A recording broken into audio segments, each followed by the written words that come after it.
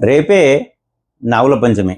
అయితే మంగళవారంతో కూడుకున్నటువంటి నాగుల పంచమి. ఎందుకంటే మంగళవారం నాడు మామూలుగా కూడా సుబ్రహ్మణ్య స్వామికి పూజలు చేసుకుంటాం.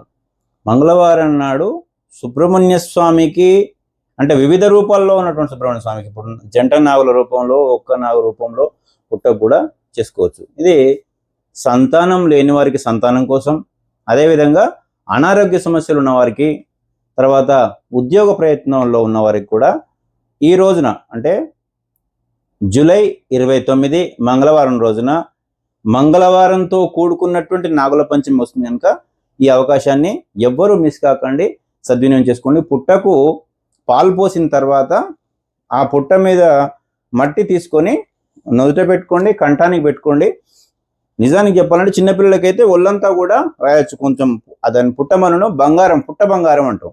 ఆ పుట్ట బంగారాన్ని ప్రతి ఒక్కరు కూడా తీసుకొని ఇంటికి వెళ్ళి చిన్నపిల్లలకు కూడా పెట్టండి, మీరు కూడా పెట్టుకోండి. కంపల్సరీ నుదుట ఇక్కడ కూడా కంఠానికి కూడా పెట్టుకోండి.